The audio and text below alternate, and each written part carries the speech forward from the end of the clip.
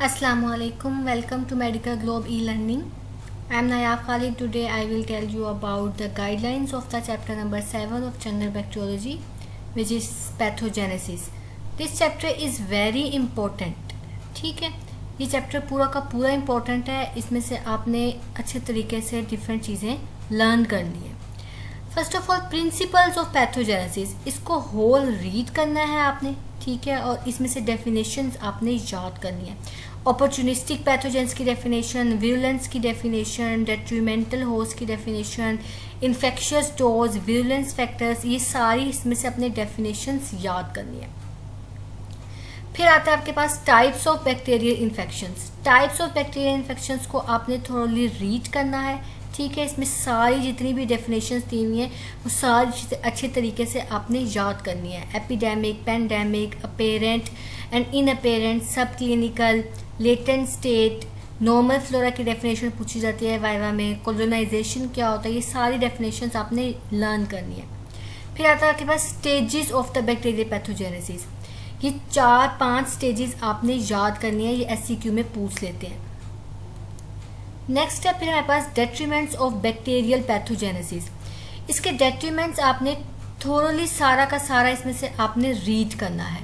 Transmission, इसके अंदर जितनी भी डेफिनेशंस है, चेन ऑफ ट्रांसमिशन की डेफिनेशन, वर्टिकल ट्रांसमिशन की डेफिनेशन एंड हॉरिजॉन्टल ट्रांसमिशन की डेफिनेशन, ये SCQ में भी पूछी जाती है विद एग्जांपल्स. नेक्स्ट है फिर आपके पास adherence to the cell surfaces, इसको भी आपने रीड करना है. Table 7.1 is important for MCQs. Mode of transmission, ठीक है, ह्यूमन टू ह्यूमन भी हो सकती है हमारे पास, नॉन ह्यूमन टू ह्यूमन भी हो सकती है. इसमें से एक एक ऑर्गेनिज्म के नेम आपने याद कर लेने हैं और इसकी सारी फर्दर सब टाइप्स याद कर लेनी है. Table 7.2 is important for MCQs. Vertical transmission of some important pathogens. ठीक है, ये किस किस तरीके से वर्टिकल ट्रांसमिशन हो सकती है उसकी 1 या 2 एग्जांपल्स याद कर लें. बाकी स्पेशल बैक्टीरियोलॉजी में आप डिटेल से पढ़ेंगे. टेबल 7.3 की कोई डिटेल करने की ज़रूरत नहीं है, बस आपको पता हो कि पोर्टल ऑफ एंट्री ऐसे रेस्पिरेटरी सिस्टम है तो उसका कोई एक ऑर्गेनिज्म आप याद कर लें. वैसे ही जब आप स्पेशल बैक्टीरियोलॉजी पढ़ेंगे तो वहाँ पे आप सारा कुछ डिटेल में पढ़ेंगे. यहाँ पे अगर आप समरी देखना चाहें तो इस टेबल में देख सकते हैं. 7.4 is important transmission of important waterborne diseases. Waterborne diseases में कौन कौन से ऑर्गेनिजम्स आते हैं ये आप यहाँ से समरी देख सकते हैं. बाकी पूरा जो है आपने थोड़ी इसको स्पेशल बैक्टीरियोलॉजी में पढ़ना है. टेबल 7.5 भी इसी तरीके से इसकी डिटेल आप पढ़ेंगे सारी की सारी स्पेशल बैक्टीरियोलॉजी में. इधर सिर्फ आप नेम्स देख सकते हैं, ठीक है, मेजर क्लासिफिकेशन देख सकते हैं और साथ एक एक एग्जाम्पल कर सकते हैं. 7.6 bacterial disease transmitted by insects. इसमें आपने सारे इसकी नेम्स याद कर लेना है कि कौन कौन से ऑर्गेनिजम्स इंसेक्ट्स के थ्रू ट्रांसफ़र हो सकते हैं. 7.7 is not as much important. फिर आता है आपके पास invasion, inflammation and intracellular survival. इसको आपने थोड़ी रीड करना है, इसमें से सारी डेफिनेशंस आपने याद करनी है.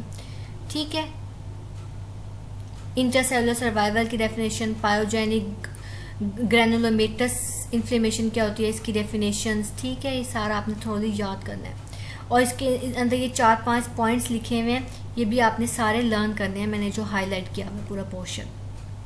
उसके बाद table 7.8 is not as much important.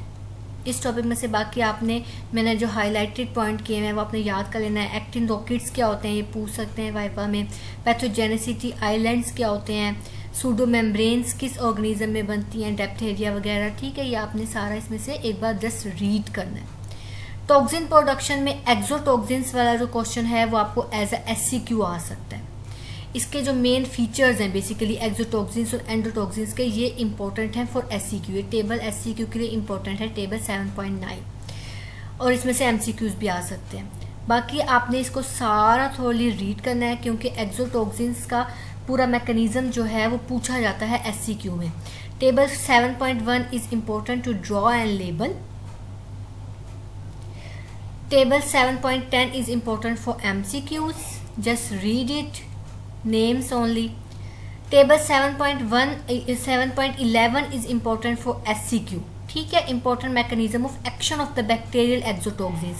ये एससीक्यू में पूछे जाते हैं कि कौन कौन से मैकेनिज्म्स हैं और उसकी एग्जांपल क्या है और उसका क्या मैकेनिज्म है एक्शन, उस एक्सोटोक्सिन का एक्शन क्या है। ठीक है, ये एससीक्यू के लिए भी इंपॉर्टेंट है और एमसीक्यूज के लिए भी इंपॉर्टेंट है।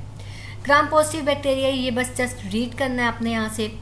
Table 7.12 is important for MCQs, बाकी इसमें से कोई इतना डिटेल नहीं करना है, just read this. 7.13 is not important.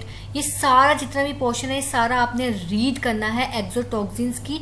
ये डिफरेंट एक्सोटोक्सिन्स की डिफरेंट मेथड्स हैं कि किस तरीके से एक्सोटोक्सिन्स जो हैं वो एक्ट करते हैं। ये सारा आपने अच्छे तरीके से रीड करना है। बाकी ग्राम नेगेटिव बैक्टीरिया में से figure 7.2 is important to draw and label.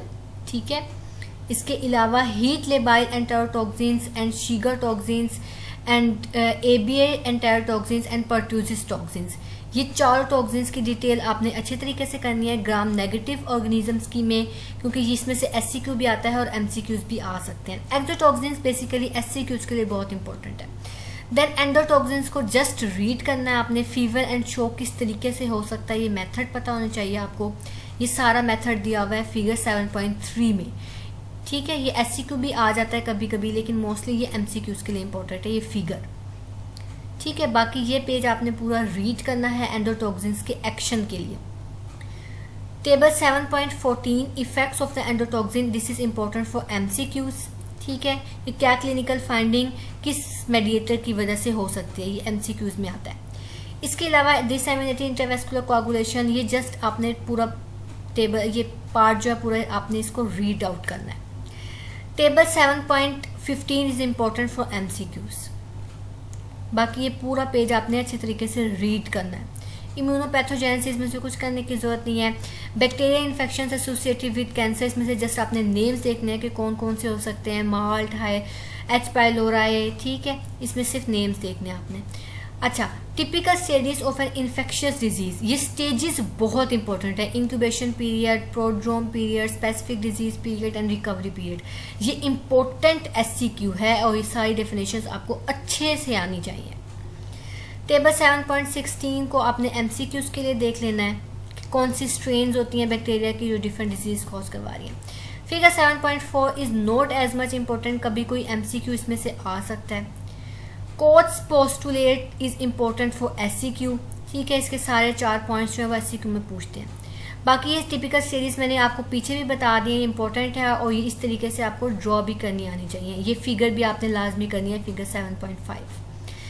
Quotes postulate की एक्सेप्टेशंस के 3 पॉइंट्स हैं, ये भी आपने रीड आउट कर लेने हैं। And pearls are important for MCQs, इसको आपने थोड़ी लर्न करना है। ठीक है, this is all about the chapter number 7 pathogenesis. This chapter is important. ठीक है, इसको अच्छे तरीके से आप लर्न कर लें। जज़ाकल्लाह। Medical Glow brings you the solution to your problems, the problems you face during your professional exams. Yes, we are introducing MBBS Cracks. This book contains chapter-wise important topics. Solved past university questions are given in this book.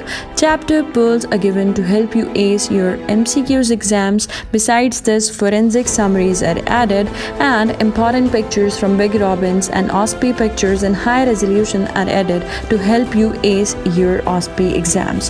Besides this series for SCQ and OSPI, MCQs Cracks has also been introduced. This book contains MCQs not only from UHS but also from several other universities. So what are you waiting for?